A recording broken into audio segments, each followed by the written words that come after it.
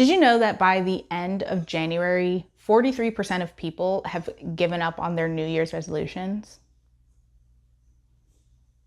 Yeah. And I know this is slightly early to be bringing up the whole new year, new me thing, or incredibly late, I guess, depending on how you look at time. But the fact remains, if you are trying to make a lifestyle change, like if you are trying to change your life, you need a disciplined approach in order to maintain the change that you're moving towards. Understanding these 3 things about yourself is going to make all the difference in your relationship to discipline. First and foremost, what do you actually value?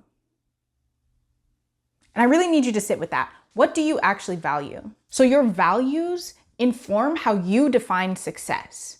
And you personally, there is the Webster's definition of success, but you personally have an idea, a vision, a sensation in your body that you know is true success to you, and your values are gonna help lay out the rubric for how to get there.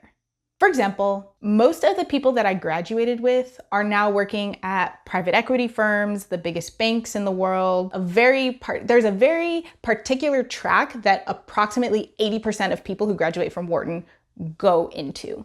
So when I visit my friends in New York, they're making so much money, but so many of them will spend 30 minutes being like, my life is so miserable.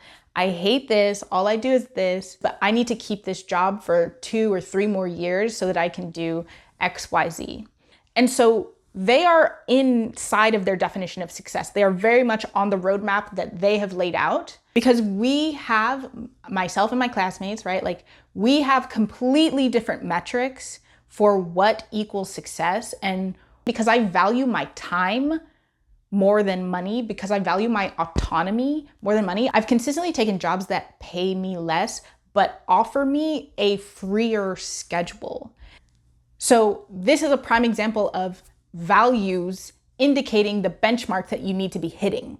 Once you know what you truly value, it really can lay out what decisions you need to make in order to get there. The second thing you need to know is what actually motivates you. And I know I keep using actually because I need you to ask yourself the question, what motivates me? And then I need you to go down another level and then down another level and just basically keep asking why until you get to the base component. Now, when I'm talking about motivation, what I am really getting at is, what is that catalyzing variable that is going to get you to take action in this moment? So values is the long-term look, it's the longer scope. Motivation is what is going to move me to action tomorrow? What is going to move me to action within the next hour? So you're going to build a library of motivational tactics depending on how quickly you need to move yourself into action and what specific resistance you're experiencing. I'm probably gonna need to make another, like a whole video on this because I know this is quite nuanced, but I have some examples that I hope will start to clear this up. Motivating or activating agents I've seen in people is like, people use shame a lot to motivate themselves to do something. People can really motivate themselves with proving somebody wrong. It can also be as small as like, I'm gonna make cupcakes after I record this video, and that is very exciting to me.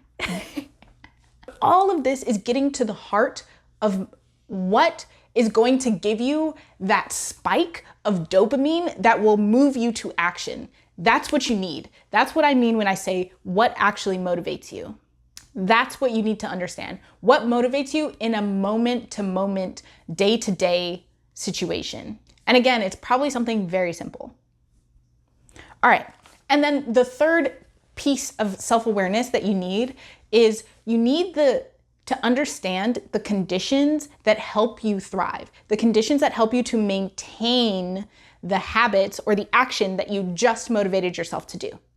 We are currently primed to see most things as temporary, but if you are really making a transformation, if you are really changing your lifestyle, like once you get over the hurdle of changing it from A to B, you now have to maintain B.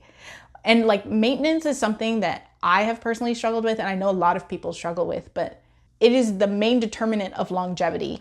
When we're thinking about the conditions that help you thrive or the conditions that help you maintain this action, there's two pieces of it. What is high leverage, and then what is sustainable? So what's gonna help you, let's go sustainable first. What's gonna help you maintain this? And when I'm working with my clients, one thing that we do is we look at routines and we make 3 different levels of routine. We make a routine for your ideal self. If everything in the day goes correct, this is like the ideal routine you would do. We make a routine that you're willing to do if you have the worst day ever. And then the third routine is like an average of those two, which is probably what you're going to be able to sustain on an average day, right? On your typical day. The high leverage conditions, what we're thinking about is what is, let's say, one decision you can make or one adjustment that you can make that has an outsized impact or an outsized benefit given how much effort you have to put into it.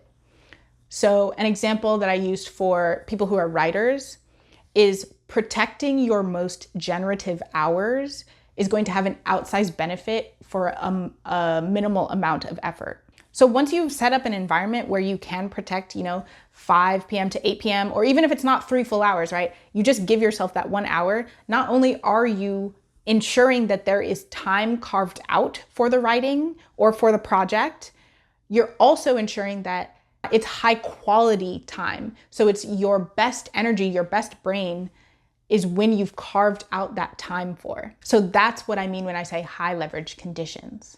To wrap everything up, what you need to maintain discipline or to maintain productivity is self-awareness, and specifically these 3 things that you need to know about yourself. And once you know those and you can apply that knowledge, you are going to see your life change so quickly,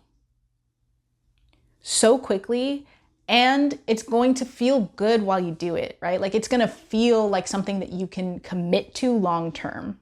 Okay, so let me know which of these 3 do you think is going to be the easiest for you to implement, and which of these 3 do you think is gonna be the hardest? Bye.